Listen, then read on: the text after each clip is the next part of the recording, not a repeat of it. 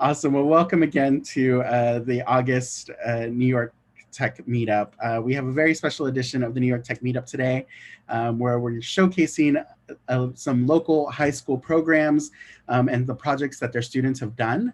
I'm really excited for this program. Just a little bit of history. We've been collaborating with the Bridge Up STEM program the last couple of years. And the last couple of August, we've been able to hold this edition of the meetup at the American Museum of Natural History, where Bridge Up STEM is housed.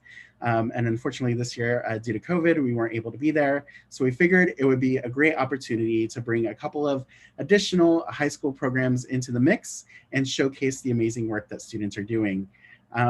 So I'm really excited for tonight's program. It's a little bit different format than we're normally, than our New York Tech Meetup members are used to, but I guarantee you it'll be a fantastic evening full of really fantastic programs showcasing really great programs in the New York City area. I won't keep talking too long, just a few quick introductions as normal, and then I'll turn it over to the students, which is why I know you're here. To begin, if you want to share on social media any tweets, make sure that you hashtag NYTM or hashtag NYTech. You can follow us at NYTech Alliance on both Instagram and Twitter. Next up, if you want to learn more about New York Tech Alliance, which is a nonprofit organization working to create an equitable and accessible tech ecosystem here in New York City, check us out at nytech.org. Again, New York Tech Meetup is a program of New York Tech Alliance, and we are one of the largest tech groups in the city. A quick thank you to all of our wonderful, amazing annual partners, Xander, CUNY, EisnerAmper, WorkBetter, Accenture, really fantastic service providers like UI, Google, the CEO's right hand. I encourage you to check them out. Check out our sponsorship page and all of the amazing things that they do for the tech community. If you are in need of any kind of services or introductions, feel free to reach out to me directly, and I'm more than happy to introduce you to these firms. And then just quickly, we have a couple of upcoming events on Thursday, September the 3rd, just before Labor Day. We are doing our next session in the Founder Spotlight Series in cooperation with Grasshopper Bank. I think we're going to have Guinevere from the Real World Playbook. She's an amazing young founder who's doing fantastic things, creating a startup for individuals who are entering the real world after college. So I encourage you to check that out and hear that conversation Thursday, September 3rd at noon. And then Tuesday, September 15th at 5:30, we'll be right back here for our next New York Tech Meetup.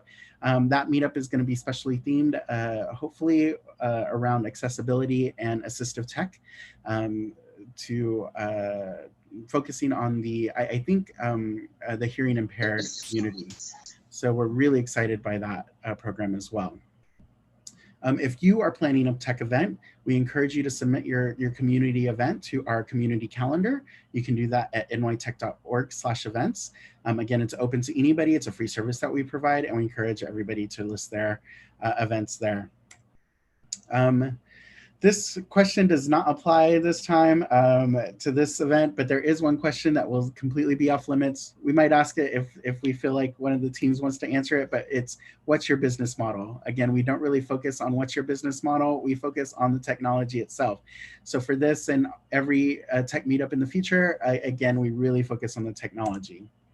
And then again, we have a very special program, as I mentioned, 3 amazing programs that we're highlighting: America on Tech, Bridge Up STEM, and Mouse. There'll be somebody from each of the programs to introduce the programs and before we kick off the projects and the students. And so that's coming right up. At the very end of the program, anybody in the Zoom room or on chat, if you have your own ask and offer, I will give you an opportunity to make that 30-second pitch at the end of this event. And this goes for any of the students too. If you want to pitch something other than your project, if you're doing any kind of, if you're participating in any other kind of group, or you're looking for anything in specific, feel free to make your ask and offer at the end of the event. There are ways that you can support us at New York Tech Alliance. The three ways are: one, you can make a donation when you RSVP for one of our virtual events. Two is you can become an individual supporting or a corporate member of the New York Tech Alliance community. Or three, you can simply make a small direct donation. All of that information is available at nytech.org/support_NYTA. You can always reach out to me directly as well if you're looking to volunteer or support the Alliance. And with that, we're going to turn it over to the students. Again, the reason that we're all here to showcase these amazing students and the wonderful programs that they're a part of. I'm really excited. And first up, we have America on Tech. So Diksha from America on Tech, can you join me on camera and unmute your microphone, and we'll get the program underway. Okay, I'm here. So actually, a question for you, Andy. Would you want me to share my screen to give a little bit of an intro about America on Tech, if that's okay with you? That is absolutely fine. Let me stop my share, and you can have control. Okay, great. All right.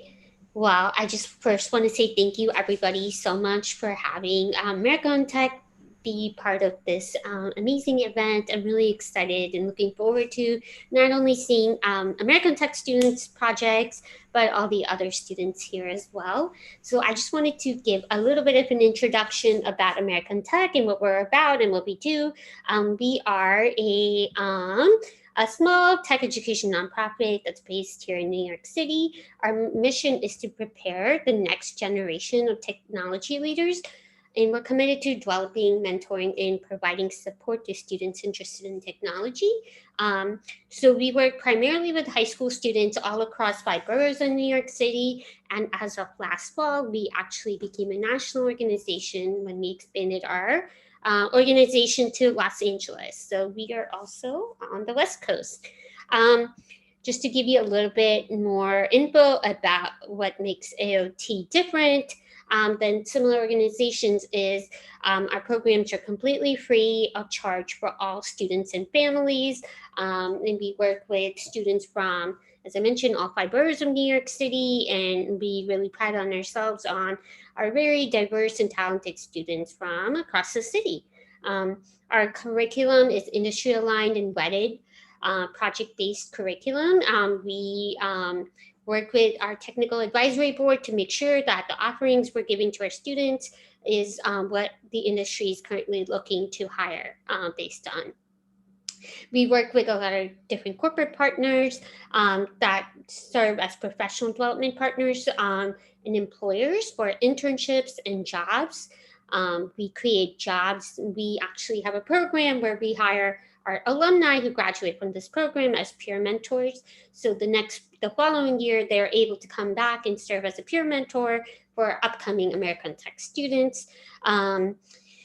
We also place our students in internships. We have a summer Access Tech internship program where we provide high school students with a paid summer internship. This is one of the really unique parts of our program because it allows our students to not just learn the technical skills, but also get the professional experience that sets them apart while they're in high school. And we also have a program where we work with our alumni to help them land jobs once they have completed their education. The other thing I wanted to share with everybody here is our impact. So I won't read this out word for word, but we have been an organization since 2014. So in the last 6 years, these are some of our accomplishments. The thing about American Tech is we're always growing and evolving, and we're always looking for ways to serve our students. So if you're interested in our work and want to support us, these are some of the different ways that we would love to hear from you. So you can choose to host a career day. So if you work in an organization that's tech focused or has like a really integral tech program, and you'd want to host a virtual career day for students, that would be wonderful. We would also love for you to host our students as interns or possibly place them in job programs. Or if you're interested in volunteering with America on Tech, we would love to hear from you as well.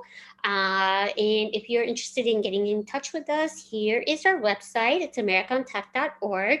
And you can also send us an email at hello@americantech.org. I assure you that once you see our upcoming students presentation, you'll see how talented our students are. And I think it'll really speak to our organization's strength, which are our students.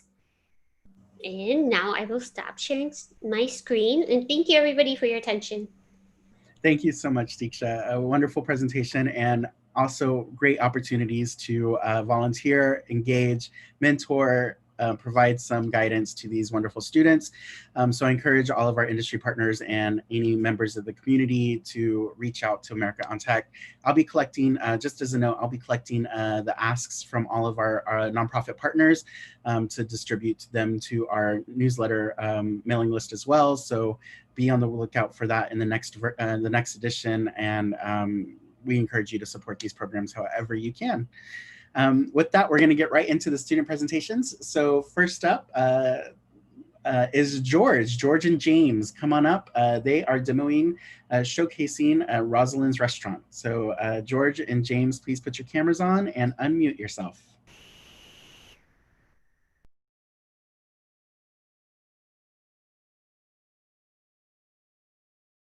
Hey.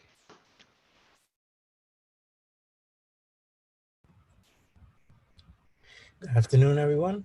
My name is George Sukushinai. With me is James Wong. We are web consultants tasked with solving Rosalind's Restaurant's new website. Rosalind's Restaurant serves American and Italian dishes. It's one of the most prestigious must-see places in Pachico, New York. It has been in service for over 30 years and has been serving the most delicious dishes to thousands of its customers. When working on this website, we had three objectives here. We want to make sure the website was accessible, was clear, and was very simple to use. Starting on our homepage, we make sure that we include a photo of the restaurant, making sure that we have an image of the restaurant so that it's visually appealing to our users. And also we also added a mission statement, which is clear to what the restaurant is for.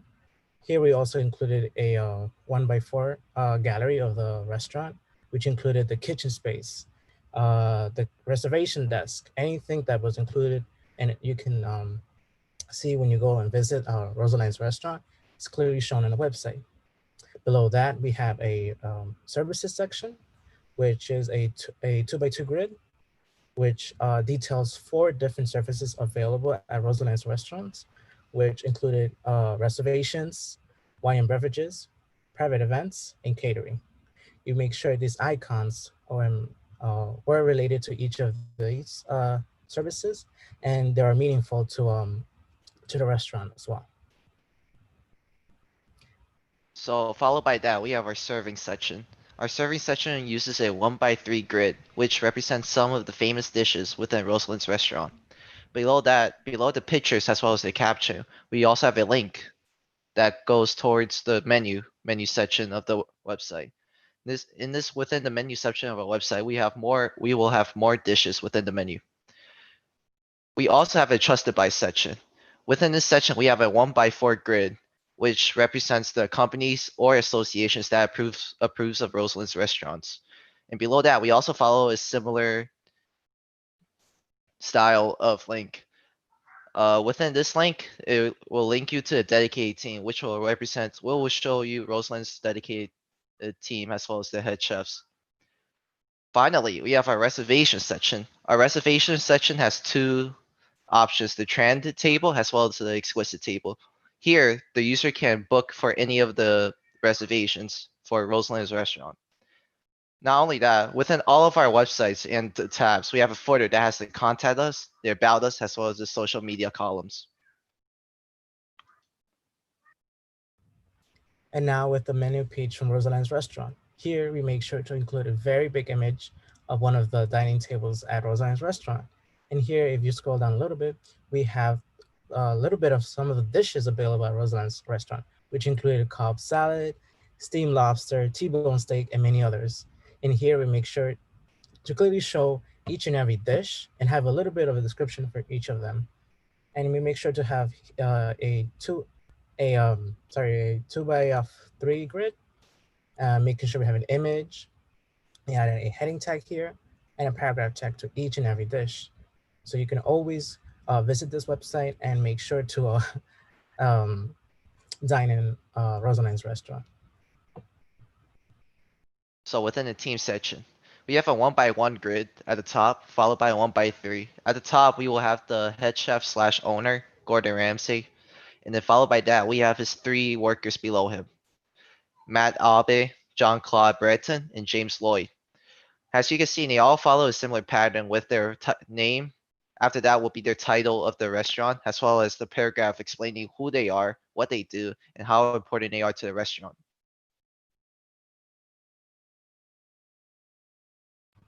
And now with the deliveries information page, here we wanted to offer the users in Rosaline's restaurant to make sure they have access to delivery information, which included delivery options for Seamless, Postmates, DoorDash, and Uber Eats, which are one of the most visited mobile apps for dining. Here we have our working hours for Rosaline's restaurant. The customers can go on this website and check the hours to see when Rosalind restaurant will be up and running.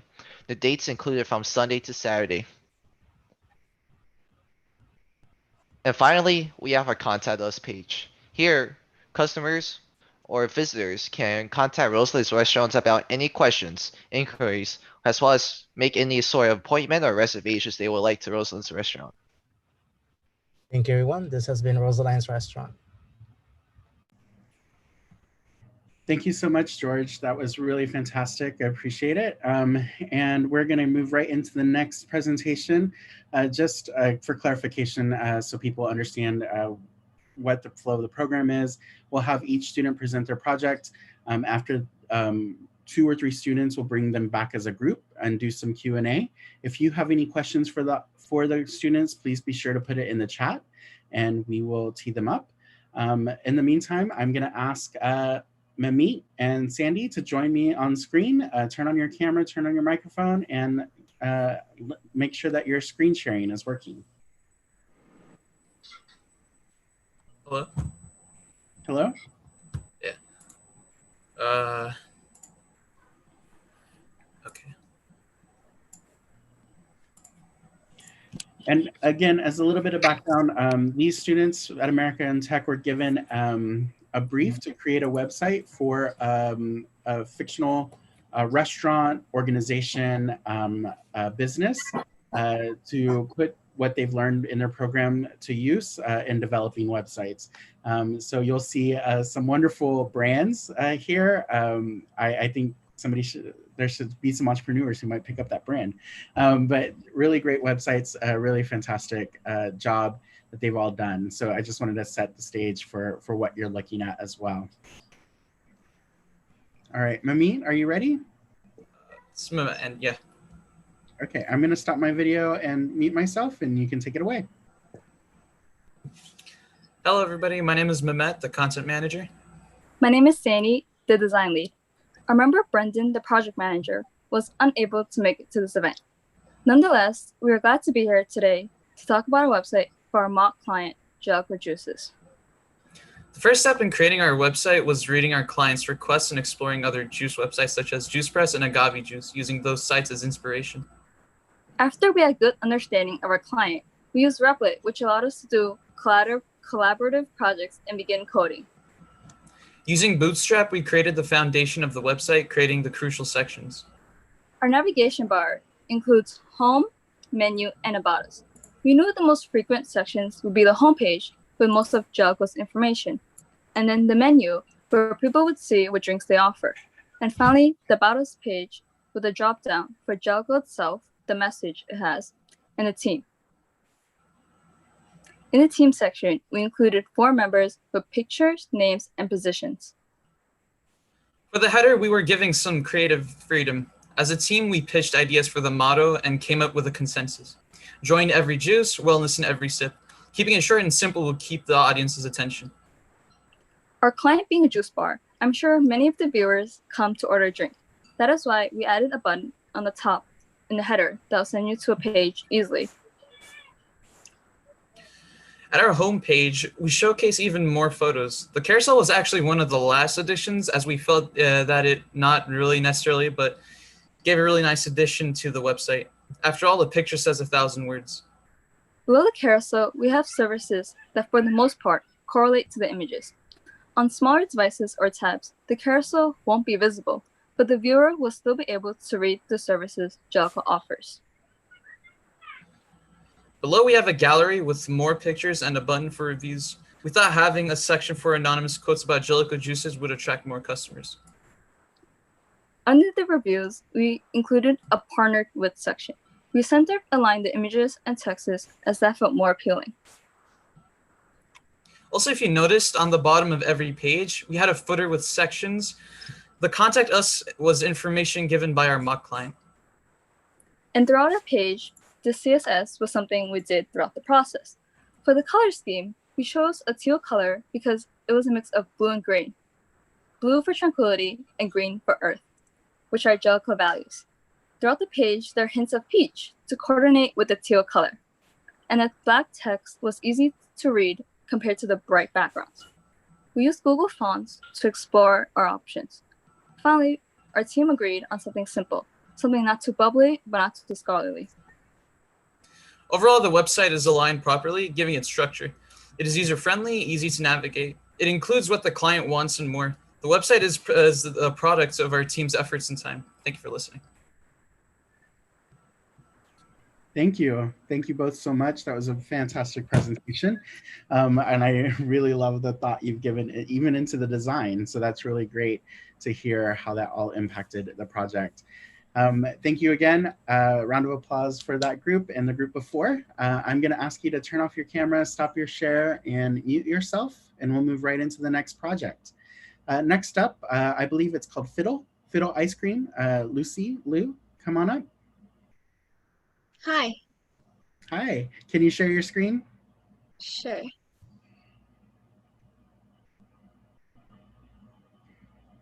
And am I pronouncing it right? Is it Fiddle? Yeah. Wonderful. I'm excited to hear about what you've built. I'm going to stop my camera and my microphone. Go ahead. Hi, everyone. My name is Lucy, or my name is actually Jai, but you can call me Lucy.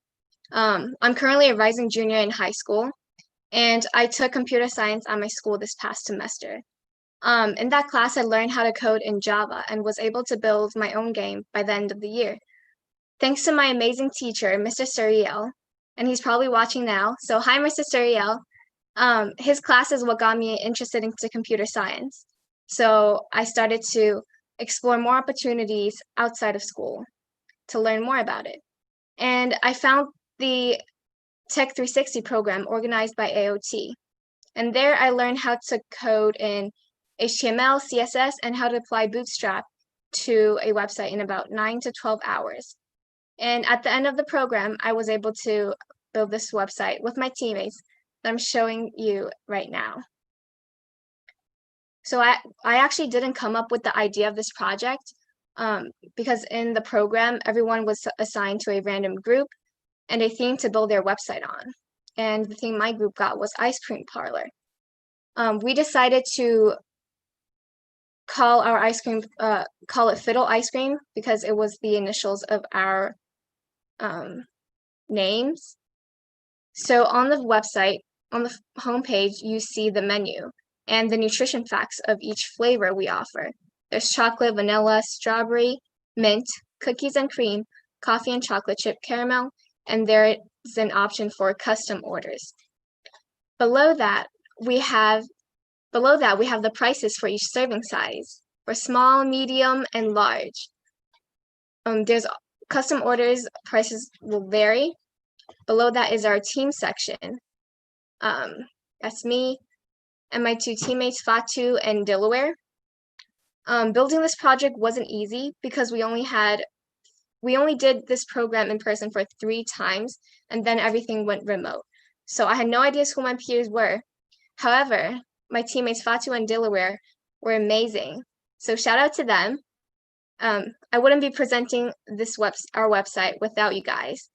And we all worked so hard to make this website the best we can. And they were all willing to do extra work to put elements on the website that we didn't learn in class. Below the team section is our contact info, like our phone number, our emails, and our social medias. And at the bottom is the location of the ice cream parlor. In the nav bar, we have this flavors section, which is just a section with all the ice cream flavors we offer. And then due to the pandemic, we decided to add a recipe section so our customers can make their ice cream at home. If you hover your mouse over what it looks like, it will show you pictures of the ice cream.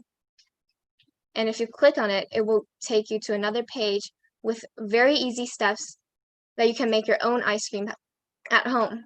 For the chocolate one, we only have 5 steps, and I'm going to show you another example. Cookies and cream. It's only 4 steps, so it's very easy to make for to make at home.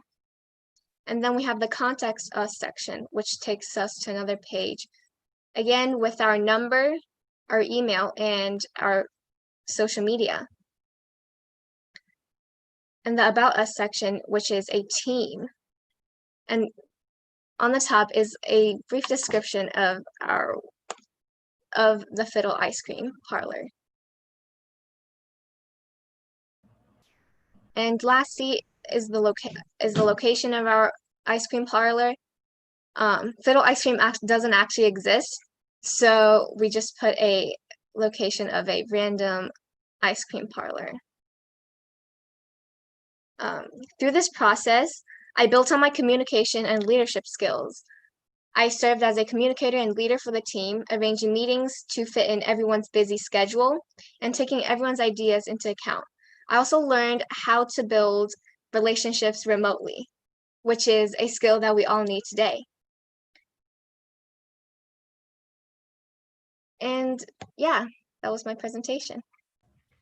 Wonderful. Thank you so much for that. That was really fantastic. I'm going to ask George, James, and Mamit and Sandy to join us back, turn their cameras back on, and we're going to do a little bit of Q&A.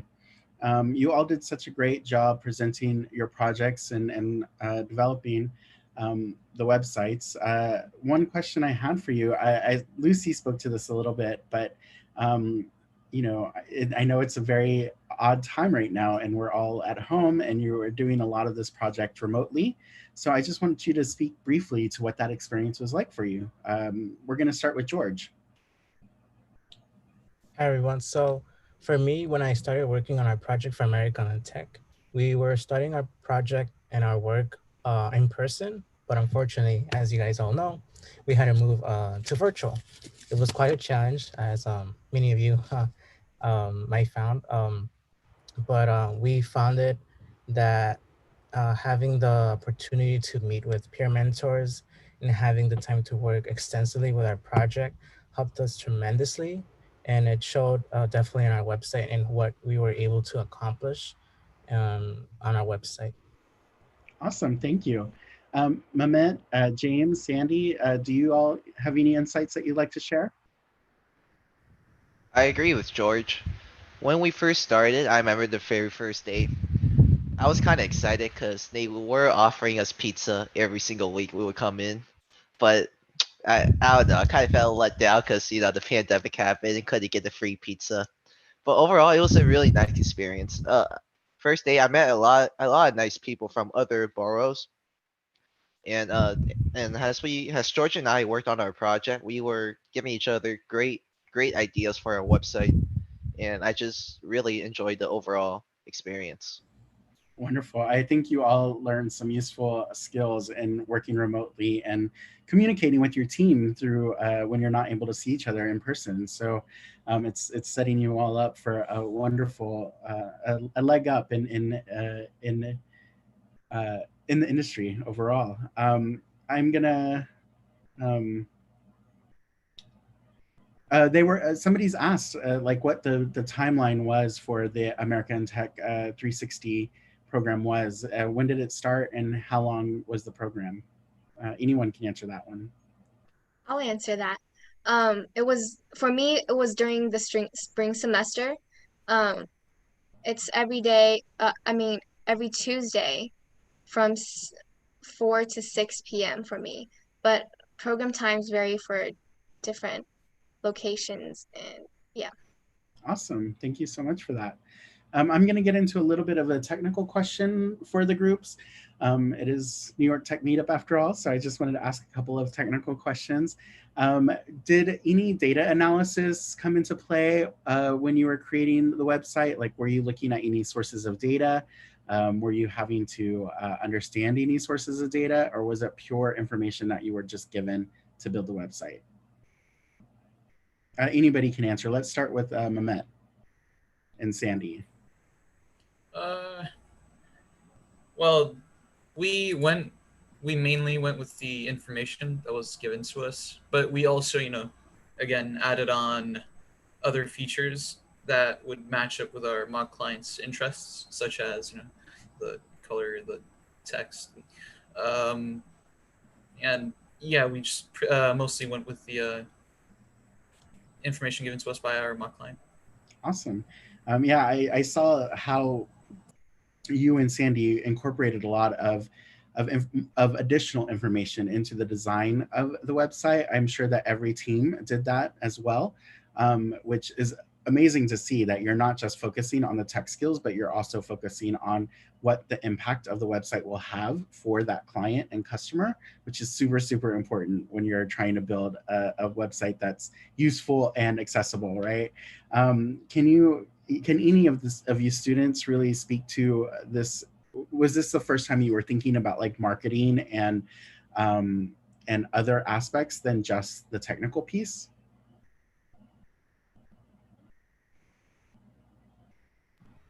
I mean, for me, when working on this project, when working on this project, me and James had to work extensively over the weekends, and we had to research different websites that were already available online. So we looked at Gordon Ramsay's own restaurants web pages for inspiration and seeing like the different features they added on their website.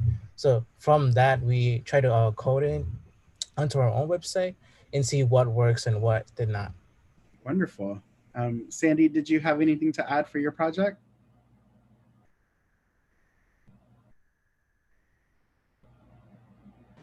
Sorry, my mic wasn't working. Sorry. Okay. Is it okay if I talk about my overall experience with the project? Yeah, definitely. Yeah, I feel like when it turned virtual, it was harder to meet up or find time that worked for all of your team members, trying to communicate, and like I had to try putting faces to names, because when I first met my classmates at Tech 360, I didn't expect them to be my team. In the beginning, at first I was like, okay, I might get to know them, I might be friends. But then later on, when we were assigned groups, it felt harder to communicate to them because it felt like strangers. But I feel like overall, it was a good learning experience. Being able to understand what works for a business, how you advertise efficiently to your customers. Yeah, awesome. That's great. I'm going to start with you. What is one thing that you hope to accomplish in the next year or so? Something I hope to accomplish in the next year? Yes. Well, I am interested in entrepreneuring, so I hope that like I could start researching ideas and hopefully come up and brainstorm possible product ideas. Yeah. That's awesome. I encourage you to move forward with that. I'm going to ask the same question to each of you. George and James, let's start with you. Yeah, so for me, what I'm currently working on is also finishing my personal portfolio and also working on some of my own personal projects, which is exciting since I have tons of time right now, and I'm really excited to continue working on that. Awesome. Fantastic. Let us know how we can help you. James? Just like George, ever since I got exposed to coding, I've been liking it a lot. I like how the way certain functions look, how the way you can control what you put on the website. So lately, my goal is I would say I want to create my own website about my own personal portfolio and all that, where I can put my projects in personally. And I guess that would require more coding, I guess. Learning more coding languages, making more projects that just and have fun. Awesome. I think that's a great goal. I talk to a lot of developers and junior developers, and that is the number one recommendation I have for them is to make sure that their portfolio, online portfolio, showcases the work that they're capable of doing and that it exists. So I definitely encourage you to do that. Mehmet? So computer science is a really big area and has a lot of topics that can be explored. So I plan on exploring more options, but I've lately also had some interest on mobile app development. Maybe you know make a demo project, something small, not too big. Get into more like maybe development. Awesome. That's really great goal. And, there's a lot of amazing resources available. So definitely good luck with that. And then last up, Lucy. I'll definitely look into more opportunities into learning computer science, like how to code in a new language, or how to apply, or like applying the skills that I already have to areas like web development or game development. Awesome.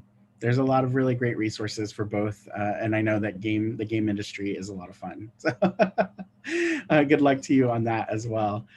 So round of applause. Thank you so much for that first group of students. You all did a phenomenal job. Really great work on your website, and we're going to keep on trucking right into the next group of students. So with that, I'm going to bring up Rofea from Ocean Purity and Rodolfo. Come on up. Turn on your camera, turn on your microphone, and make sure that whoever's sharing their screen can share. All right. Hello, everyone. I'm going to share my screen right now. And give me a second. All right. My name is Rafia Yeni. I was a Tech Flex leader at AOT, and now I'm an alumni of the program. So for this project, I worked on the front end. And Rodolfo? Yeah, my name is Rodolfo Valles, and I too was in America on Tech AOT, Team Flex Leaders, and I am too a alumni of them, and I work mainly on the JavaScript in the back end. Mm-hmm. And to start, this was a prototype for a nonprofit organization, Ocean Purity, and the purpose is to inform, educate, and raise awareness regarding issues involving ocean pollution. Okay, so while trying to starting this project, we actually used HTML, CSS, and JavaScript, and we actually did it on a IDE called Replit. So when we started this project, we actually looked at it from a user perspective, and we thought that this is an issue about ocean pollution, and we thought that the color scheme that would be most effective is white, blue, light green, which is like an ocean kind of vibe, and then to make it like more aquatic, to just like have the user feel like they're taking a dive into learning about ocean pollution. And we also have this donate button right here. And we have this on every single page right at the top because it is a nonprofit organization. And the main thing about it is just like, getting as much support as we can from people. So so as like, if you click on the donation button, like you're prompted to input like your information. And right here, this is really important. We have a why section so the user can know like why they're doing it and the purpose of donating to the program. We also have a responsive nav bar that can direct the user to many different parts of the website. So that's great. Yeah. And moving on to our mission, the slogan, building a future. portrays the purpose of this website to inform and educate people on ways to clean our most valuable resource, the ocean. It gives hope to whoever reads it. The logo symbolizes the world melting due to man-made problems. Correct. Definitely. Yeah. So as we scroll down, we have the concerns and solution section. We actually decided to put this side to side to have contrast on what the issue is and what the potential future can be. So we essentially put this here to just like, just let the user know what the main issue is and how if we did collectively pursue a solution, that's the possible outcome. So don't fucking go again. Yeah, scrolling down to the latest news, um, we have a news section to show users current events of what's currently going on in context of our cause, ocean pollution. And we try to link articles that will be clicked by our targeted demographic, which is millennials and Generation X. And that's why we have articles on Greta Thunberg and her fight against global warming. For the team section, we decided to actually include the team section because it's important for our users to know who's responsible for this organization and who's responsible for, who started it and why they started it. So we just decided to include this section. Yeah.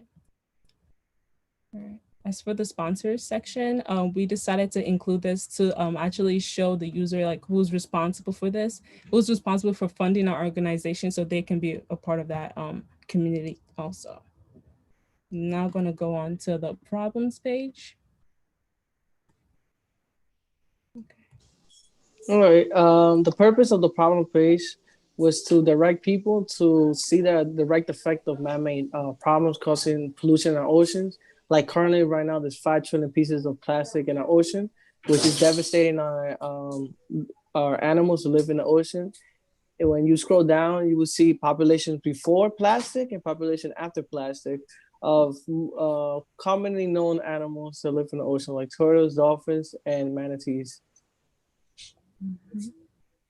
And we include a click to help button to direct the users to ways to help after they find out what we are causing. Mm-hmm. Yeah, so we decided to actually include a solutions page because for every problem, there's a solution.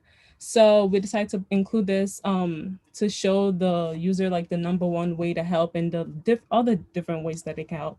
As you can see right here, the number one way to help is to help reduce carbon footprint, which would definitely, have a huge impact on the ocean pollution and just the whole climate change situation. And right here, we have what you can do right now, a simple thing as like not leaving anything behind, like, no trash. And, just a simple thing as riding a bike rather than driving or taking public transportation. So right here, we have the community meetup section to like, to promote community and togetherness. So if you were to input the state and, for example, a zip code, and you click submit, it would show you like the nearest place that you can help. Due to COVID-19, it would obviously have to change because it's difficult for people to go out and actually do this thing. So what we could possibly do is like hold Zoom workshops so that the users can actually learn about the ocean pollution and how it's affecting the issue. Yeah. So as for what I learned during this project, I learned teamwork, I learned patience, and I learned just overall this meaningful topic because it is a issue that's present in our world today, despite COVID-19. And I think that it's very important for a lot of people to like know about the situation. So just learning about it myself and doing all the research it was just very meaningful, and it was, yeah. Like Rafia, once you learn how to work with other people and patience, because that's one of the main things that you will have to deal with while working remotely. And besides all the things I learned connecting to the coworkers, I learned conditionals in JavaScript. I learned how to implement JavaScript so it could be effective. Like when Rafia showed you the volunteering page, I took the conditionals of the zip code in the state and I linked them to things that they could do near them. And the donation button as well. I had to use JavaScript and a little bit of CSS with it. And I learned how to use the DOM effectively with JavaScript. Sum it up. That's pretty much it for our project. Awesome. Well, thank you both so much for that project and that presentation. Fantastic job to both of you. We're gonna bring you back in just a few minutes and we're gonna move right on to the next project. So if you could turn off your camera and turn off your microphone, we'll be right back with you. Next up, we have recharge shelters. So Alex, if you would join me by turning on your camera and making sure that you can share your screen, we'll go ahead and get started. Okay, yes. So, good evening, everyone. My name is Alex Coif, and I'll be representing my group's project. So as a part of American on Tech organization, I was able to participate in one of their programs called Tech Flex Leaders, and in which I was challenged to develop a project that focused on Mock's client requirements. Our client was a recharge shelter, an organization that focuses on helping those who have been displaced transition into permanent housing. So as a result, we can clearly see their statement displayed right when the user opens their website. So as we scroll down, we can actually, we were actually provided with some information about services such as overnight shelters, daytime hospitality, and social advocacy, as well as the frequently asked questions section to simplify user experience on their website. In addition, due to the seriousness of the mock line problem, we wanted to increase the effectiveness of the website by creating a donate button. So if we click on the donate button, it is extremely to use, and all it takes is just a few boxes to fill out. So we can always put the amount to donate, as well as our name, our credit card information, our CVV, and expiration date. And as we click donate button, we successfully did this process. So as we move to the next web page, which is called Shelters, we decided to fully demonstrate the company's goal by adding several locations of easy to access shelters throughout New York City. So each shelter has a description, contact information, map, as well as the image, so that it is easy to identify the place. Currently, there are about 4 of the shelters, and all of them are actually real. And yeah, so we decided to use some data that was open to us. So as we move to partners page, we also include our partners page to gain trust from the user. For each sponsor, the image logo and short description is included. So our sponsors were Google, Citibank, TD Bank, and Chase. And for each one of them, we had a quick description stating what kind of contributions they have made to the recharge shelter. So as we move to our teams page, we wanted to gain more trust from the audience. So we decided to create this page that contains quick overview of company members. So as you can see, we have image of a person, as well as their name, their position, and the quick description of their job. So lastly, to end the user's experience well, we included contact us page so that the user can always reach out with any questions they may have. So we can always put a first name, as well as our last name, email address, phone number, and a message. And once we click submit, it will actually send a message. So using HTML, CSS, and JavaScript, Bootstrap, and a couple of hours of hard work, we were able to produce this website. The process was not easy, as we had to plan every single step along the way, including the format of the website, functionality, and its appearance. Having distributed the roles of HTML skeleton creator, CSS color palette, and shape developer, as well as JavaScript functionality developer, we were able to tackle this problem as quickly as we could. Throughout building this website, we were able to have hands-on experience with the creation of the website. We had an opportunity to refresh our knowledge as well as learn new things such as how to create multiple web pages, create functions, and import some beautiful colors using CSS. Something that we all learned is that team collaboration plays a significant role in the success of any project. Thank you.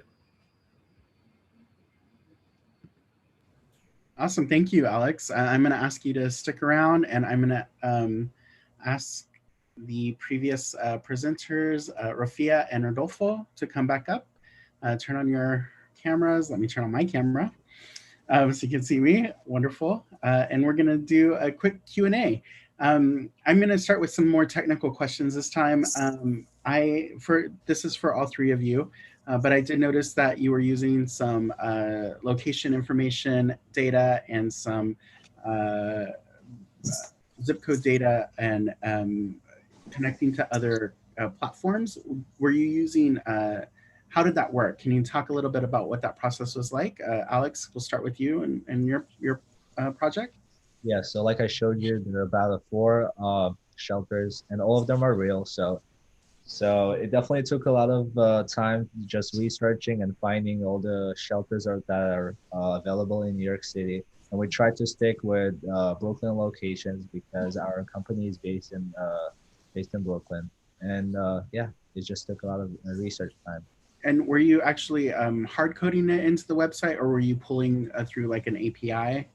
No, I was hard coding because I hadn't gained any knowledge in APIs yet by that time. No worries. It's a really great job. For Rafia and Rodolfo, I noticed that when you were doing the look up the local meetup, can you talk about that feature a little bit? Yeah, like Alex, we hard coded it as well because the competition was in February, and we learned APIs after the competition. And regarding that, yeah, we hard coded it. Yeah, if you were doing that project today, how would you work through that problem now? I would try to find APIs that link to organization groups that help the ocean. Awesome. That's really fantastic. Great. Great. Website called NYC Open Data that is very useful to pull out any data about people that live in it. So yeah.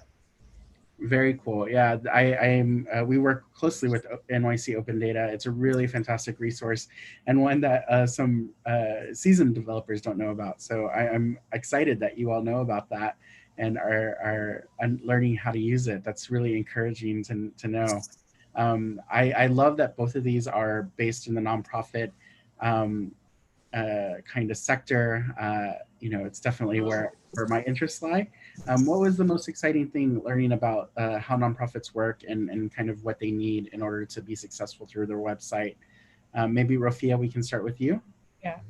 So originally, like I always heard about nonprofits, but like I never really understood like the basis behind it and like the donations and stuff. But like when I started to do this project, I guess like the idea of a donation button was like it's very stressed because you need like funding from other people and other organizations. So just learning that a nonprofit is dependent on like contributions of others is just like it really taught me a lot about like how a community can just like just support an organization and just make it a whole lot better. Awesome. That's great. Any input from Rodolfo or Alex? Yeah, I mean, I definitely agree with Rafia. Donate buttons have an important part of every nonprofit organization because that basically is the source of their company. That's how they are able to help other, just make their company grow. Awesome. Fantastic. And then the last question I have for you, it came through the chat. Somebody asked, how did you source your photos and how did you decide on the imagery that you used for your website? So let's start with you, Alex. Yeah, so I use the website called Unsplash. It's a source website where you any kind of photos. So the types of photos we chose was basically based on appearance and appealing to the audience and creating a. Awesome. Rodolfo or Rafia, do you have any, did you source your photos in the same way? Yeah, we use we got our photos from a website called Pixelate. It's free to use, non-copyright photos, and we tended to use photos that leaded to blue because that was the main color of our website. Awesome. Great job, everyone. And I'm going to leave you with the last question that I did, the same one that I did with the last group. What do you hope to accomplish in the next year, and what are you working on? I can go. Currently, I am working on a project at my internship at Sapphire Digital. So I had to learn a new language called Ruby, and I had to learn Ruby on Rails. So we had to actually make this. We had to work with legacy code and had a single sign-on option so that the employees can actually work with their test users and have an environment that they can just like directly just work with the environment. So just working with that just like taught me a lot about Ruby in general rather than just like, just learning it and just like, without like a project. So doing that really helped. And I'm also working on a personal project like concerning like just like providing low income students with just like different coding programs, just like making them aware of like what the like what where to start and just like just to start coding and stuff like that. And as for the future, since I am a rising senior, so I will be signing up for college. I am signing up for college. I do hope to like major in computer science, so I hope to see myself in college. It's amazing. Good luck on all of that, and we're here to help you however we can. So be sure to reach out. Rodolfo? I'm focusing on learning Python because with my apprenticeship, I have an apprenticeship with Amazon AWS, and my team they censor with using Python, and I really want to get into the Python scene because they mostly had me working with HTML CSS to make websites for the AWS workforce, but I really want to join them with using Python. And like Rufia, I see myself taking a computer science course in college, and I'm really working hard to get into a good college. Awesome. Congratulations on all of that. I have to say that everybody that we're having on the program tonight is doing amazing things, and I'm really excited to see where you all go. Alex? Yeah,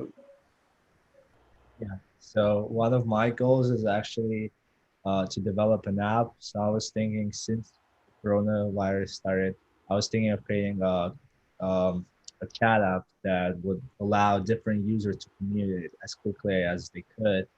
And that is my primary goal for the next about 6 months or so. And one of the things I'm also working on is learning Swift from the beginning, from scratch. Yeah, and I'm definitely want to major in computer science and have a either software developer job or work as a machine learner engineer. Very, very cool. Well, good luck with all of that. Again, thank you to everyone who just presented. Really fantastic projects, really great stories, and good luck to everybody with your goals. Round of applause for everyone. Thank you again. We're going to keep things moving right along. Thank you to America on Tech for all of those amazing projects and the great introduction. We're going to move right into the next program. Introducing Bridge Up STEM is Yvonne de la Pena. Yvonne is a really fantastic resource to the community, leading Latina in tech and also on the board of New York Tech Alliance. So Yvonne, I'll turn it over to you. Thank you, Andy. So I'm gonna share my screen.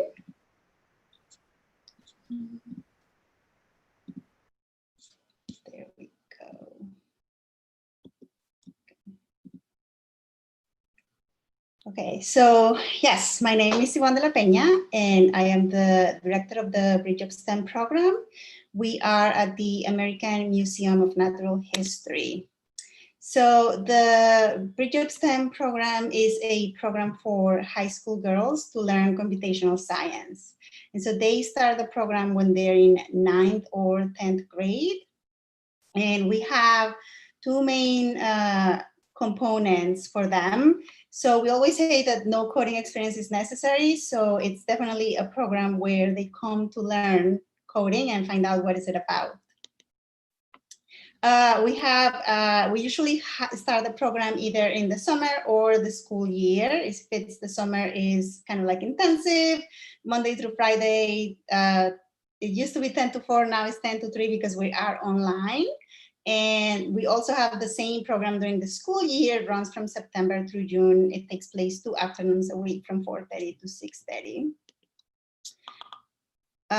So like I said, so the girls come and they can do the program in 1 to 2 years. So during the first year or maybe their first summer, what they're doing is they're learning coding with Python, and they're learning all about computer science, and they're learning how to combine all these skills and all this knowledge to actually do scientific research. And so they get to look at a lot of like scientific data out there and come up with a lot of visualizations and conclusions using their coding skills. And so once they complete that component, then they can move on to the internship component. And in this internship component, they work in small groups of about 6 of them. And they work with a mentor and with a scientist at the museum. And so they get to use their coding skills and their knowledge of computer science to participate in research that is taking place at the museum. So we actually right now have our application for the year 1 open. If you can go to our website, you just Google Bridge of STEM AMNH. It will be like the first page coming up, or you can email us. I have the email address on the screen. Yeah, so we're gonna say, if you know anybody, any high school girls who are like in 9th or 10th grade and are interested in learning to code, are interested in knowing what this is all about, please do encourage them to apply. The program is completely free for our students. I also want to point out that the 3 young women that we have today here representing Bridge of STEM, all of them have completed their internship with us, and the projects that they will be presenting are actually personal projects that they decided to undertake because they want to continue their journeys in tech. So we're super proud to have them here tonight. We're super proud of them continuing these projects and for being here presenting to all of you. Thank you, Andy. Back to you. Thank you so much, Yvonne. Really fantastic program at the American Museum of Natural History. Again, I'm sad that we're not there in person this year, but I'm so excited that you helped me put this together for the virtual experience of the New York Tech Meetup. I'm so glad that we're showcasing all of these programs, and I'm looking forward to the projects that your students are presenting. So with that, we're going to move right into the projects.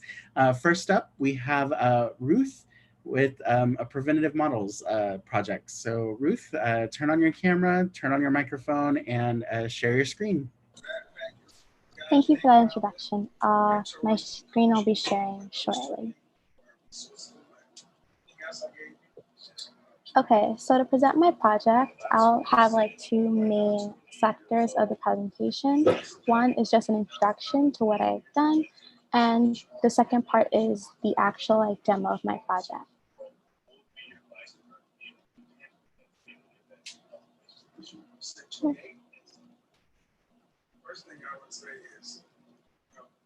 So to start off, my project is called Sport Injury, Predict to Protect is the slogan. And my aim for this project was to create 2 algorithms, one for respiratory illness and one for frequently encountered injuries, mainly targeted towards the population of rugby athletes. Just for more context, I made the algorithms already. I made 2 of them. One was a CNN, or a convolutional neural network, that actually took a bunch of MRI images of the chest or X-ray images and parsed them to decipher if they had pneumonia or not.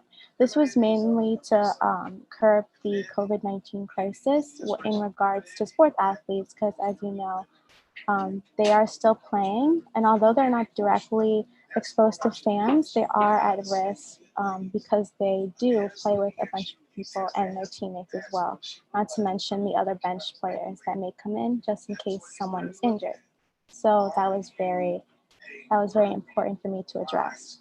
In better news, the algorithm that used the pneumonia scored within the 90 to 99% range, and the actual machine learning algorithm that used or that was fed a bunch of injuries from a professional rugby data set, it performed in the 80% range, which was good. And I used both of them to make the actual application itself. And that's my vision, is to curb injury risk within athletes. And that's the little logo I have, but I've changed it. And this is the introduction. So this was taken from the dissertation I wrote because that was a requirement for a course I had to do over the year. And of course, COVID kind of made it, it kind of halted it. So I had to change my dissertation into a really, really small presentation. So a lot of professional, sorry, if I said rugby, I meant soccer. Soccer players have a lot of injuries and they need to be curbed. And statistically quantifying them is a very good way to do that with sports analytics. So this is basically the application I made. And this is the part where I'm going to demo it. So basically this is the MRI scans I actually fed into the algorithm. And this is the way it works. So I basically downloaded all the open source data into my computer. Then the algorithm would input into it, and then it would parse it and convolve it and analyze it pixel by pixel to decipher patterns within it. So basically, going back to this slide, unaffected, as you could see, it was mainly a clear chest, but within the pneumonias, you could see a bunch of gray matter and a bunch of linings here. As you can see, you can't clearly see the spine here. So that's an indication of pneumonia. So it's the part where I'll demo it. This is the app itself. So the user is able to log in, and even better, I was able to have us sign in with Google. And this was all with Anvil, which is a software that allows you, or it's an app rather, that allows you to make web apps that are functional using only Python and only a little HTML, CSS. So this is my introduction. I have my little logo, and I also have a user feedback form, and it does work. You can type your name and your email. And you can indeed write questions, comments, or feedback. So the main thing that I did was I made the actual lung image scanner. And hypothetically, the user would press the upload button. And then this obviously would come up as not as inaccurate. And it would, hypothetically, the results would come up here and say, it would give you yes or no, or yes, as in this patient likely has pneumonia and or COVID-19, or not. And going back to the video, this is how the decision would work.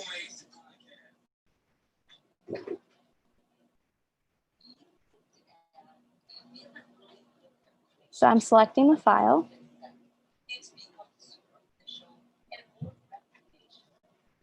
And that's the result. So I put, in this case, since as you can see again, there's blurriness, and you can't fully see the spine, as you could see in the non-affected one, it says infected with pneumonia and possibly COVID-19. And my next steps would definitely be to include the frequently encountered injuries. Right? My next steps would definitely be to include the frequently encountered injuries, because that is a very important part of playing the game and protecting players from that. But as I said before, COVID really did wipe out my schedule a bit, and I've made accessing mentors and other teachers in my school that usually check these types of things a bit harder, but I am glad that I got to do this. Overall, I imagine a world whereby a machine can enable us to observe a plethora of possibilities independent of what Technology alone can inspire. That's a little quote I have. It's a motto I live by. And I hope to create machines one day and artificial intelligence models that can help us go even beyond what our human potential. If you have any questions, I think we're gonna do that at the end when everyone else is presented, but here's my, my email if you'd like to contact me. Awesome, really fantastic presentation. Thank you so much. That was extremely interesting and really phenomenal. So thank you so much. I'm gonna ask you to turn off your camera and your microphone, and we're gonna move right into the next presentation. I have Lillian and Tochi, combating COVID-19 in the age of misinformation. Sounds like a really important topic. So would you both come on up? All right, thank you. Is she here yet?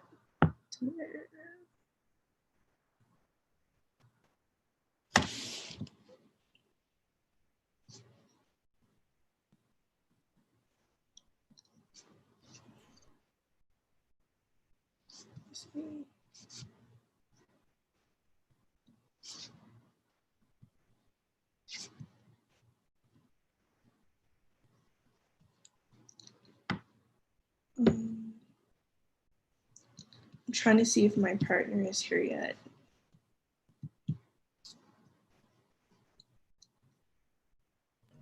I saw Tochi in the chat. I don't know if she's just not by her computer right now. I'm trying to text her to see. Do you want me to move to the next presentation and come back to you? Yes, please. Okay, no worries. Next, we have Raising Awareness, Black Lives Matter movement. So Erica, come on up. Okay, hello everyone. I'll be sharing my screen, so just give me a second as it loads up. All right, so I've been part of Bridge Up STEM for just over 3 years now, and so now I'm doing the peer mentorship. So in addition to mentoring the new cohorts of Brown scholars, I'm also working to further my education in computer science. So this website uses a Python framework called Flask, and so it just applies a layout to all my HTML pages. So this site is just a basic introduction to the Black Lives Matter movement, as it has been a common topic because of the events happening during these last couple months. So the first page I'll be showing you guys is a little bit more positive. So this is a page on Black-owned businesses that you can support. So each of these different drop downs, as you can see here, we have a couple different categories. We have decor, fashion, finance, food, personal care, self-development, and toys. Each of these is clickable, and once you do, it'll show the businesses in that category listed in alphabetical order. So you can click on each of these and it'll take you to the business's website. Sorry, my internet is a little bit slow, but as you can see here, this is just an example, Black Girl Sunscreen, and so they make a product that doesn't whiten their user's skin. Now, if we go back to the website, we'll notice that some of them have fewer businesses included, like this one, which just has this one, but I still think it's important to include all these different businesses so that we can show some support for the community. The next page we'll be looking at is statistics. So this is just a brief introduction to show some of the biases that Americans have. So despite being only about 13% of the population, Black Americans are imprisoned at much higher rates. So in these 5 states, Minnesota, Wisconsin, Iowa, New Jersey, and Vermont, Black Americans are imprisoned at 10 times the rate of white Americans. So we have 2 more statistics to look at on this page. This one pertains to those born in the year 2001. So 1 out of every 3 Black men born in that year will go to prison, as opposed to only 1 in 17 white men. And the contrast is even starker between women. So the final statistic pertains to marijuana. So Black Americans use marijuana at just 1.3 times the rate of whites, but they go to prison for marijuana-related charges at 3.7 times the rate. So these last 2 pages we'll be looking at, petitions and donations, use a SQL database, which stores the information in these 2 SQL tables for the petitions and the donations. So this one, you can just click on it, sign the petition. And so once it's been signed, they can return to the website to keep browsing other causes they can support. Apologies for the delay, as my Wi-Fi is a little bit slow today. Okay. Now, as we go back in the final page, donations. Sorry, my Zoom window is in the way. All right.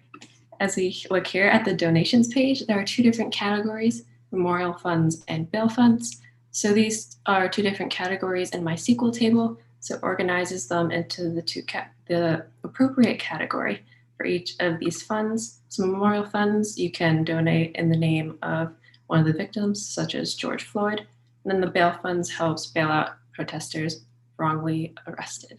Okay, and that's all from me. Thank you. Fantastic job. Great, great layout of all of the information that you've put in place and use of the data. So thank you. I'm gonna ask you to turn off your camera and mute your microphone. We're gonna go right back to Lillian and Tochi, and then we'll be right back with you.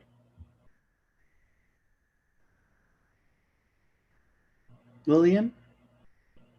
Yes, I'm here. Okay, is Tochi back with us? Yeah. Oh, that was the wrong screen I'm sharing now. No worries. Sorry. It's okay. Can you see it? We can, yes. Okay. Are you ready? Yes. Okay, I'm gonna disappear for a moment. All right, so my name is Lillian Ulysses. Hi, my name is Tochi Kagbu. And we work together on Sourceable.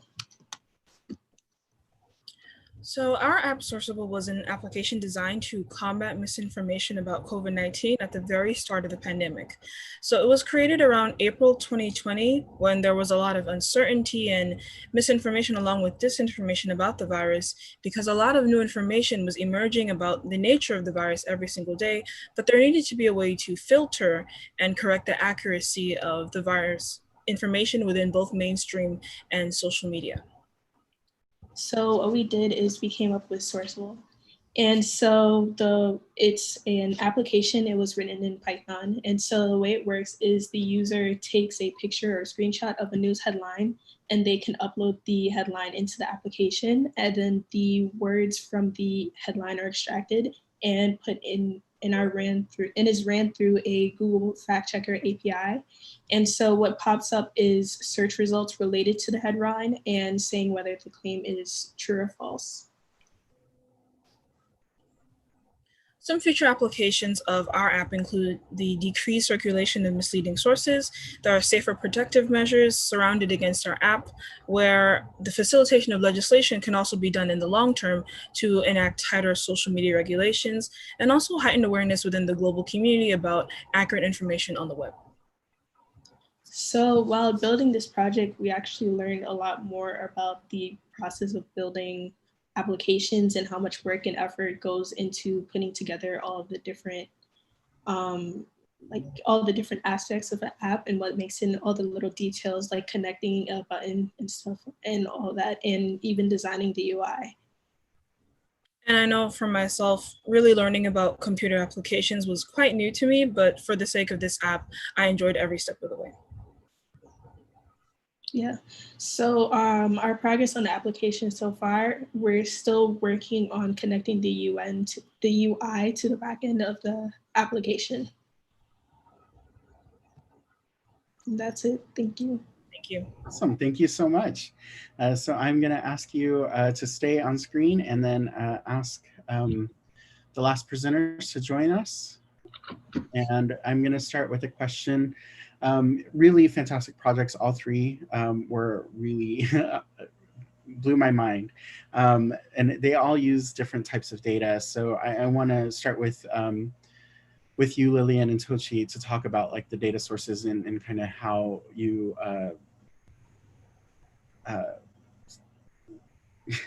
what process you use to disseminate that data into useful information.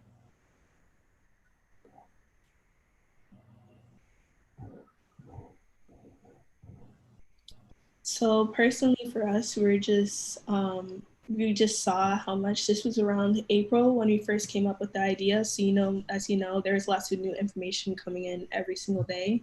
And so we saw there all these different articles. And so for us, in order to get the results, we just checked out a bunch of different fact checking APIs.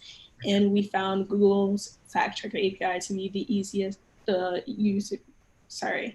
it was user friendly, and it was also had the most sources and a lot of different reliable sources as well. So you're able to see it and compare it, and basically for any topic, not even only for COVID, you could do it for anything really. So yeah. Thank you so much for that. Erica, a similar question. I know that you fed a lot of data into your website and served it up in different views. Can you talk about what that was like?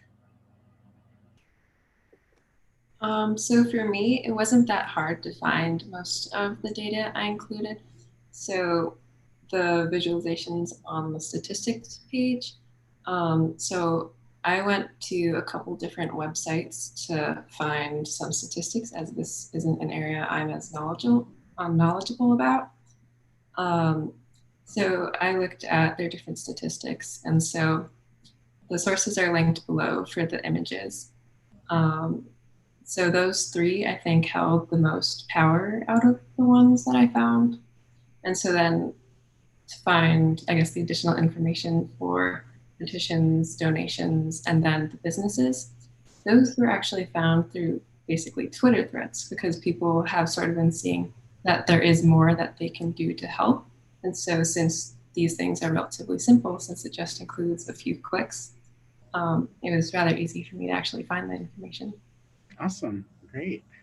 And then Ruth, you were you're creating predictive models and such for your app. Can you speak a little bit more about the models themselves and further processes that you're thinking about? Do you mean like explain like how the models work and such? Well, you explained how the models work, but are you thinking like, do you see the models changing as you feed it more information, or like how do you see this progressing for you in the future? Oh yeah, definitely. As I find more data, and obviously I wanted it to also be specifically in regards to the pneumonia one, to be sort of like a precursor to COVID-19.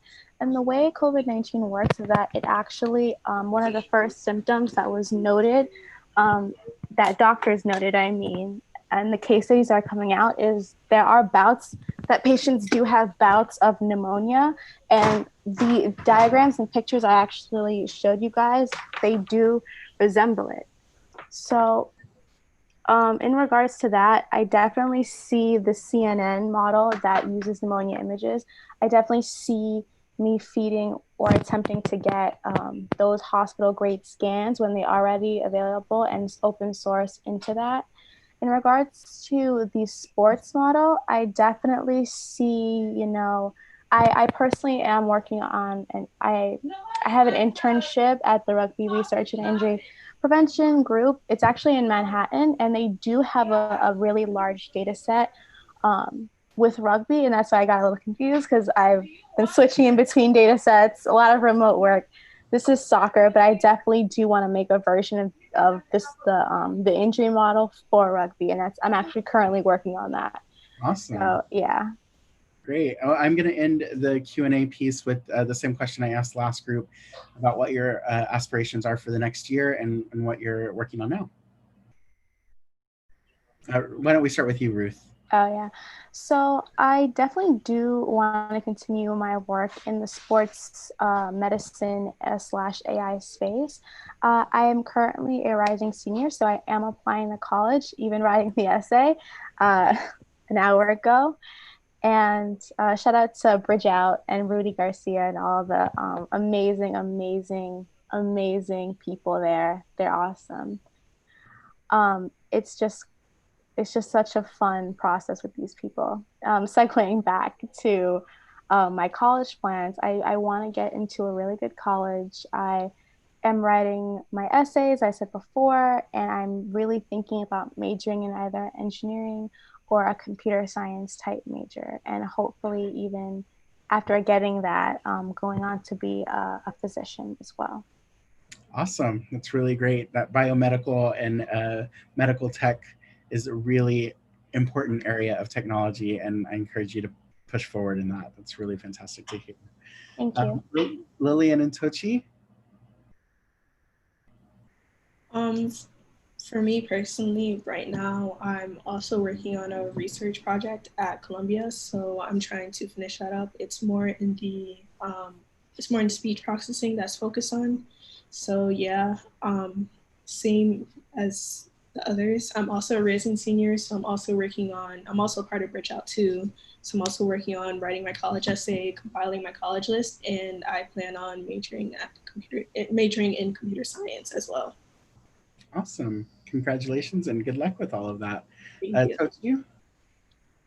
Yeah, so similar to everyone else here, I'm also looking forward to applying to college in the next few months. I know it's going to be super stressful, but being a research student along with an amateur, I guess, developer, I'm always using computer programs in general. So currently with my research project at the Albert Einstein School of Medicine, I'm using R to analyze a specific database. So, learning the principles that I learned within this project is completely applicable to what I've been doing before. So I'm pretty much excited to continue what I've been doing. And I really have to thank all of you for basically helping me along the way with that. So that's what I plan on doing. Awesome. Well, thank you so much. Good luck with it all. And then lastly, Erica.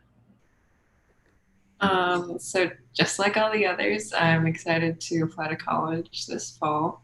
And I'm also planning to major in computer science.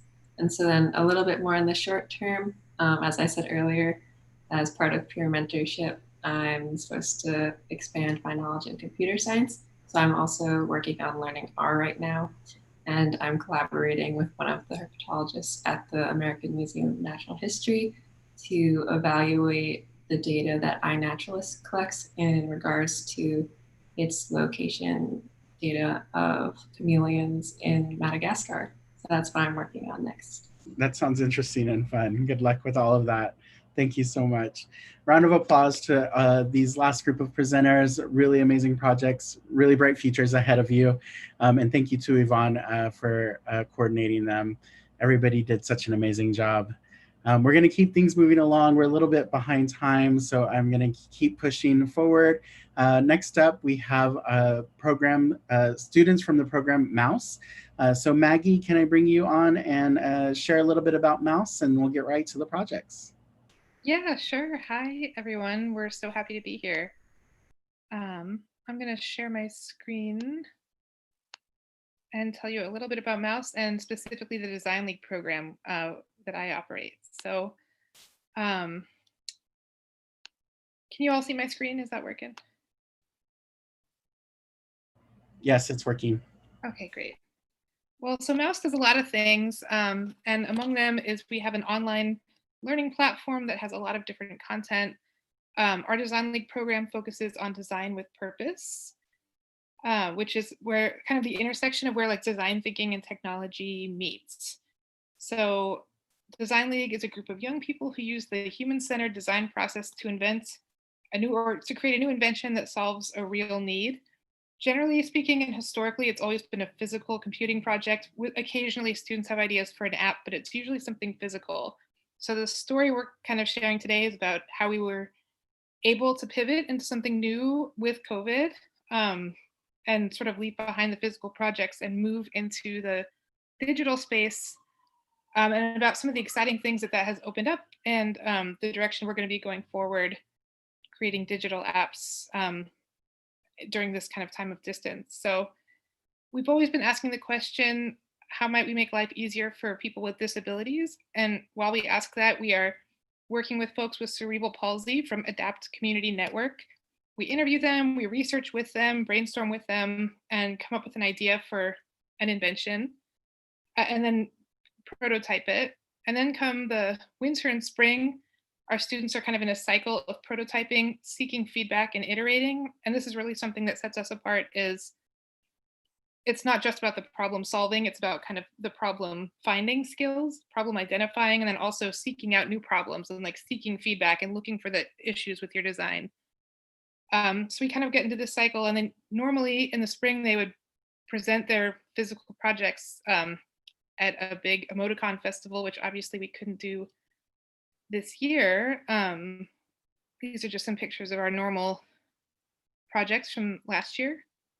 This year, when we were in our sort of obviously spring prototyping phase, all of a sudden we had to put a pause on everything and abandon our physical projects that we had been working on since we were unable to meet in person to build things physically. And yeah, like I was saying, pivot to create digitally based projects and consider a new design question, as our friends at Adapt also had their own sort of figuring out to do. When COVID hit, we ended up moving to the question. Some of our students kept working on their original projects if they could find a way to convert them into something digital, and other students in the middle of the year took on this new project of how might we use technology to help our peers during quarantine.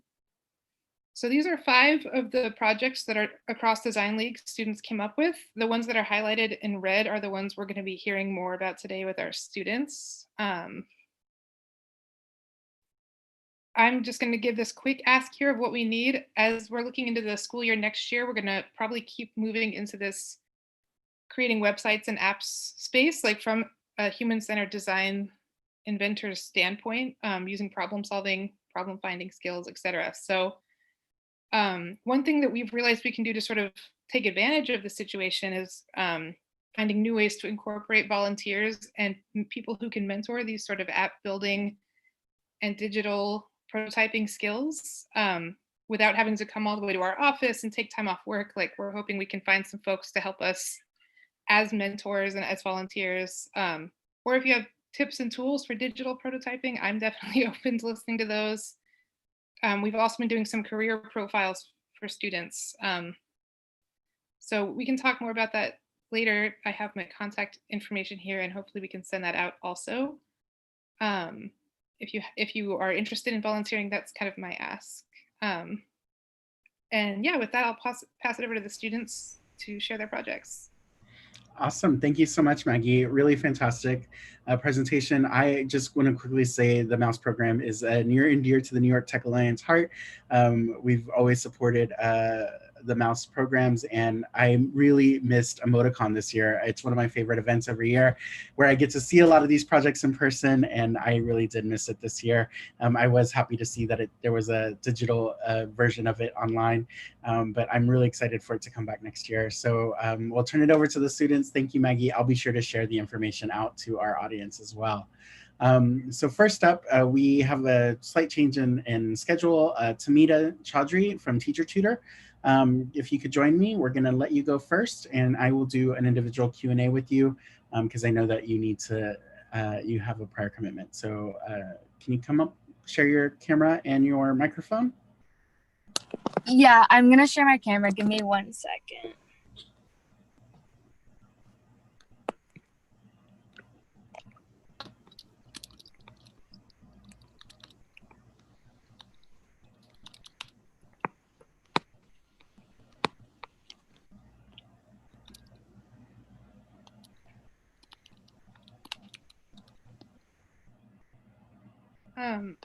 And I can maybe, Tamita, if you're not able to screen share your project, I can screen share it if that's helpful. I don't know if we can see both at once. Sorry, okay. Maggie, could you share the presentation? Yeah.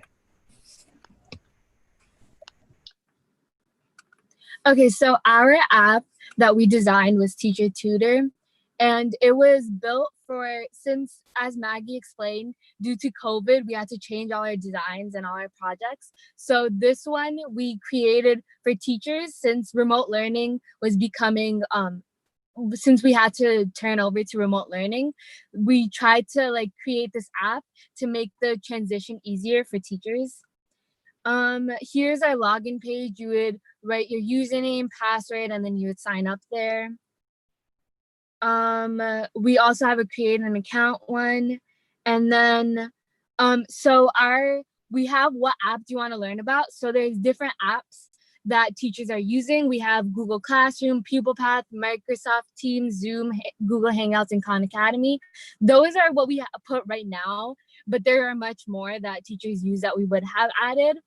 If you click those, you go to, so we went specifically to Google Classroom. So if you clicked Google Classroom, there would be a bunch of questions. So these questions would answer, these are like frequently asked questions. So teachers would click each question to find a tutorial or a video, an explanation of the answer of each of those questions. And here we showed how it would look if you clicked how to assign work to students. And then those are a bunch of other questions for Google Classroom.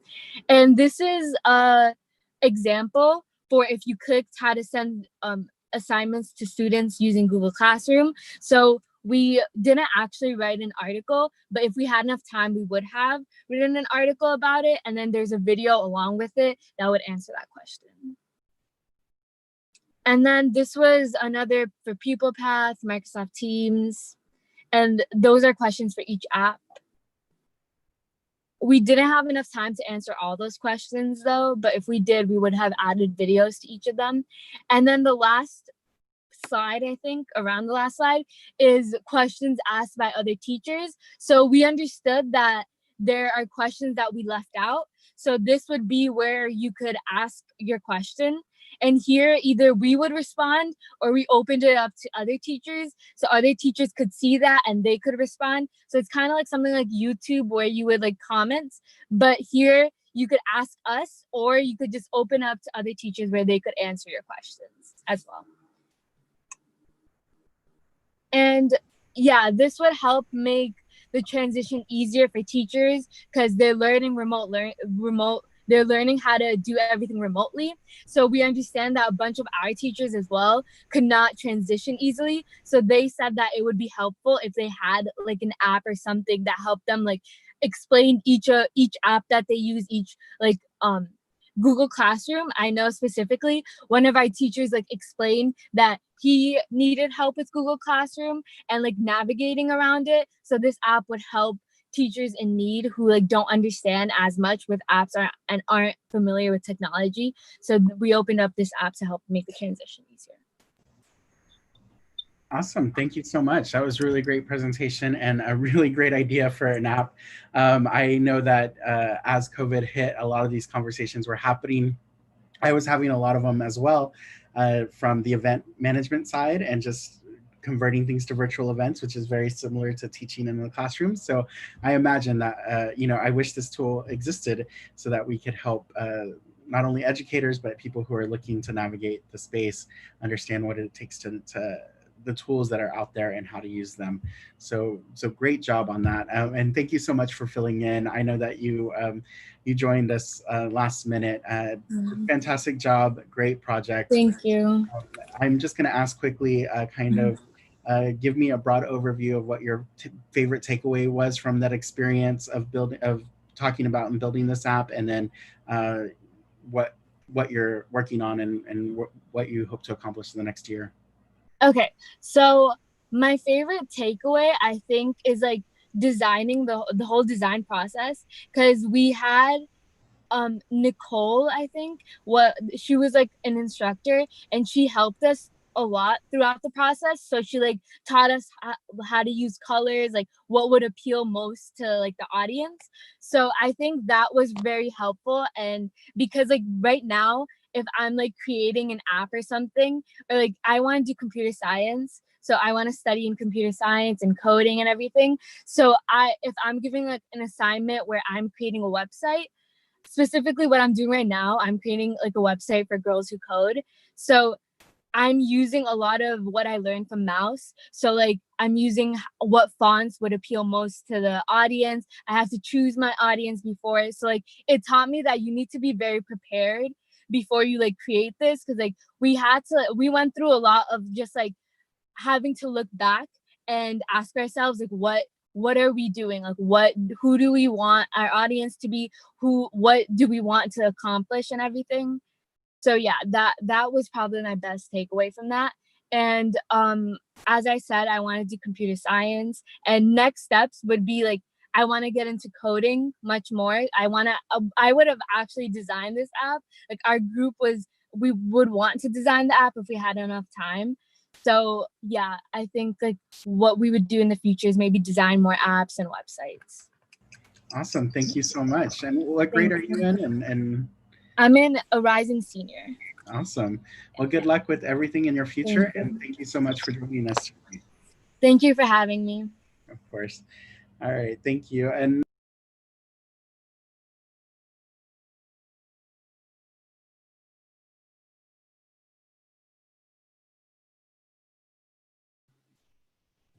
Andy, I think you got muted. there I am. Sorry. Good luck again to Tamita. I accidentally hit it. I had my finger hovering. So thank you so much, Maggie, for that. We're going to move right into the next project with Venture Out. Tim, can you share your screen, turn on your camera and your microphone, and we're going to get started.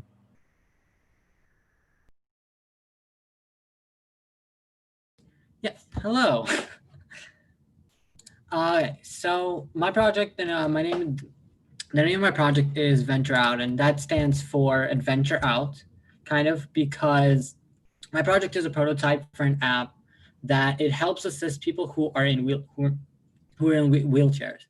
The app's job will be to help wheelchair users know if the building that they're going into, where they're heading to, is wheelchair accessible. And also if the services inside the building, like the bathrooms, the classrooms, the office, depending on the building it is, are wheelchair accessible. So to show you what it is when you would open up the app, you would be basically on this page. Right now, this is the logo that we're working with, just a person in a wheelchair, because that is kind of the main focus of the app. So first we have you come up with your sign in, create account page buttons, because a lot of times if a person goes to an event place, a lot of times they'll want to keep that event, that place, that building close by in a place, favorites. So, you want to be able to sign in so you can save those favorites to your phone, to your account.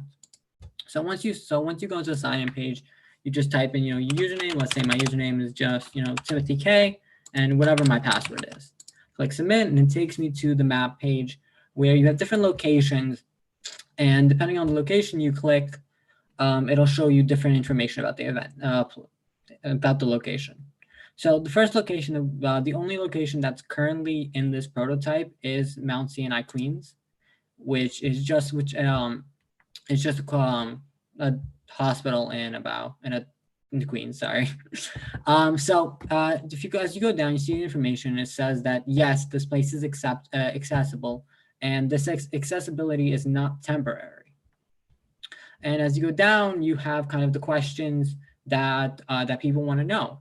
And so you have, is the front door accessible? And in the app, the users will be able to vote if this question is true. And right now we're saying that yes, this front door is accessible. And let's say there are 2 people, let's say. So people can come in, click on the button and agree that yes, this place is accessible. And so we have the same thing with the bathroom where it kind of says, yes, this place is accessible. That's kind of it. Right now, we don't have any other places in the prototype, but this is the main view of the app. And so when we were moving into what happened with this app was we first started to create this app before COVID inside the office in the building, and we were having a lot of fun. But the group that was creating this before the event, before COVID, actually was a separate group, and I joined in after COVID, and this became a big project for me that I had a lot of fun with, and that became a really big passion for me. That's it. Thank you. Thank you so much, Tim. Great presentation and a great project. Really useful information. So we're going to have you turn off your camera and microphone. We're going to go to the next group, and then we'll bring you back up. Mehreen from College Times, Mehreen, Andy, and Sam.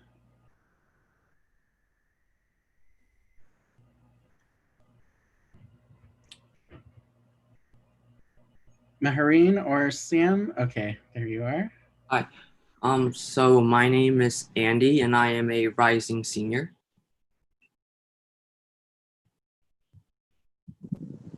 My name is Samuel and I'm a rising junior.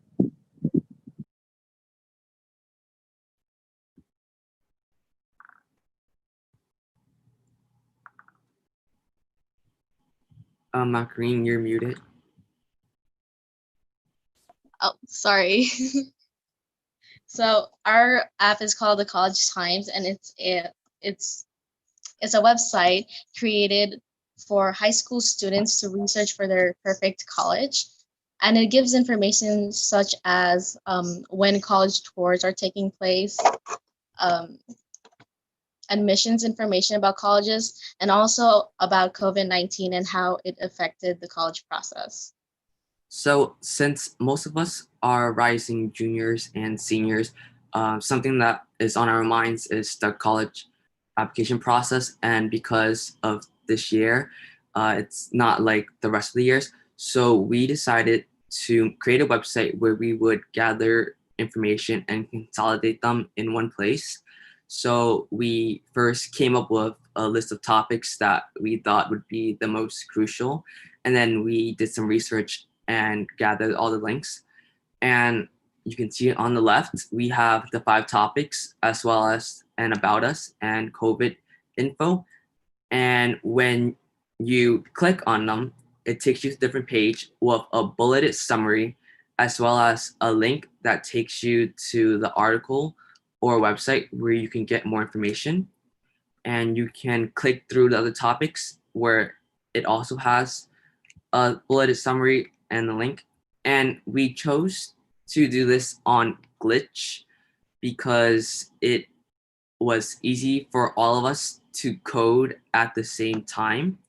And it allowed us to edit everything from the HTML to the CSS. And some of the things that we learned were.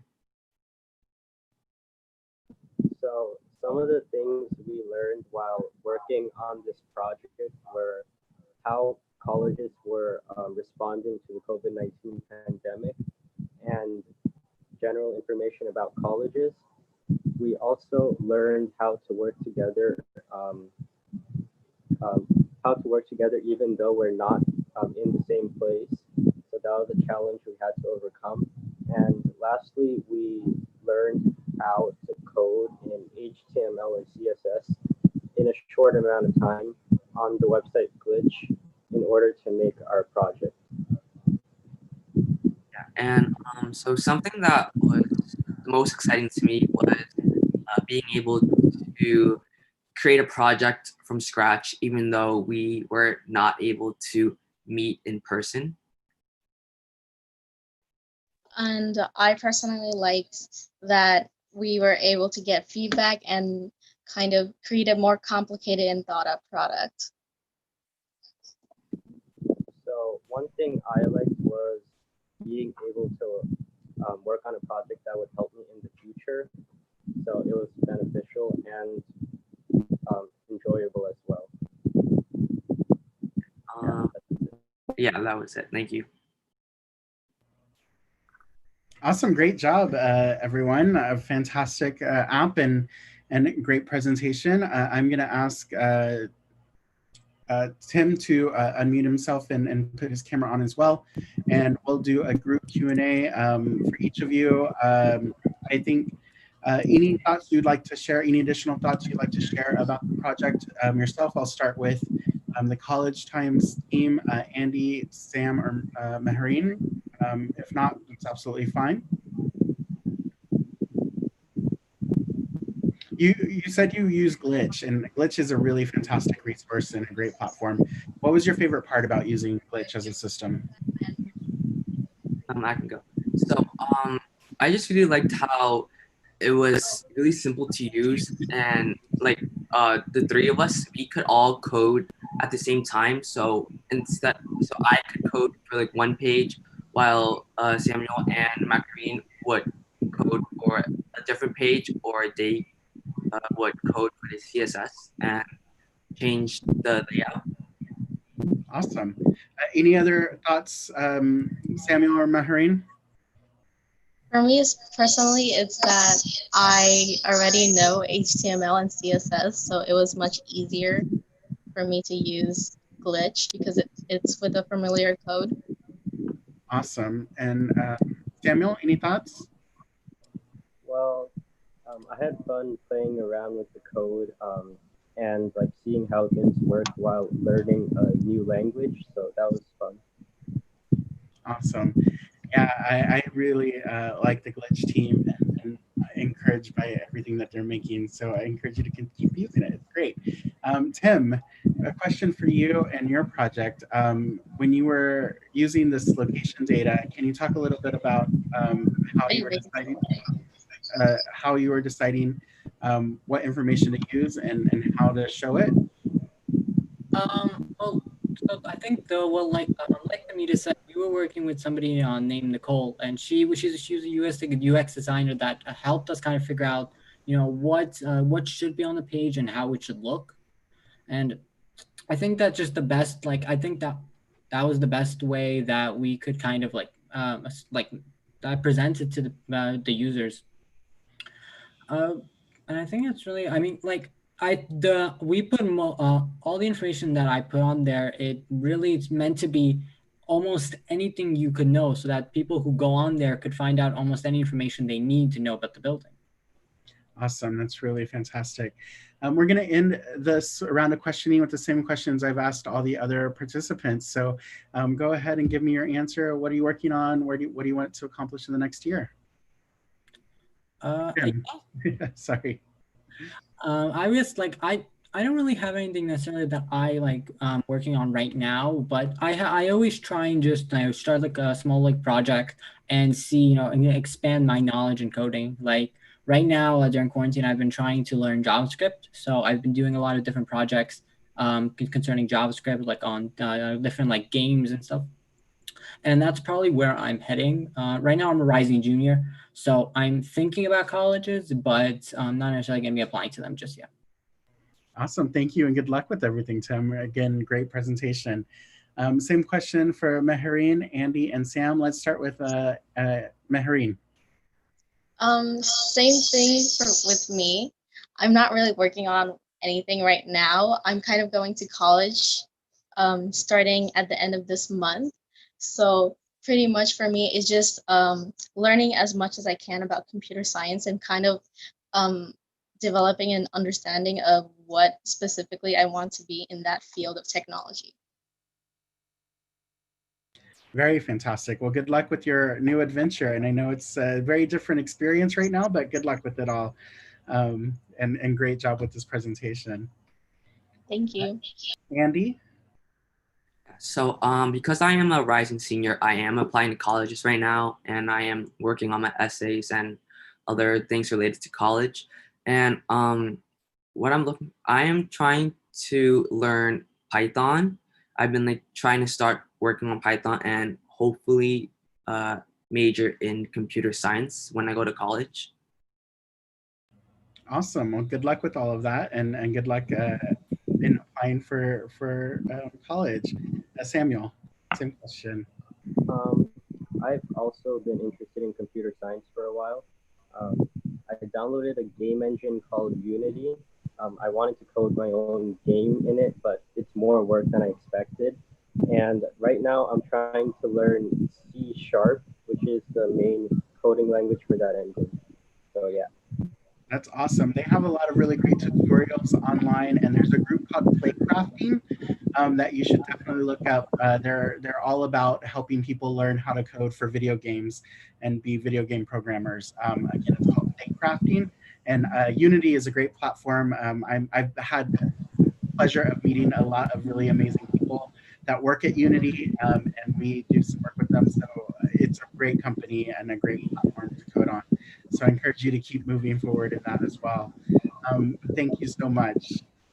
Awesome. Well, I think that concludes all of our presentations this evening. I'm going to open it up for a few minutes. If there's anybody in the audience who has a quick ask and offer, just raise your hand in the chat, and I will be more than happy to unmute you and turn on your camera.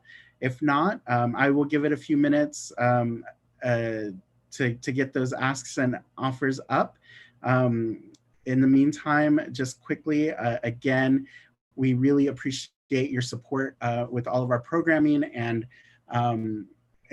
continuing to attend the New York Tech Meetups. We have a ton of amazing programming scheduled for the fall. And so I hope that you can join us for the programming in the future. I'm just going to scroll through to see if anybody has any asks or offers. I don't see anybody raising their hand. So I'm just going to remind everybody that we'll be sending out the asks from the organizations to our newsletter, through our newsletter that'll be coming out in the next week or so. And in the meantime, I hope you have a great rest of the summer. I know it's a very odd and unique summertime experience. Everybody to stay safe, stay calm, enjoy as much as they can, and we hope to see you at the next New York Tech Meetup. We hope you have a great evening. Goodbye.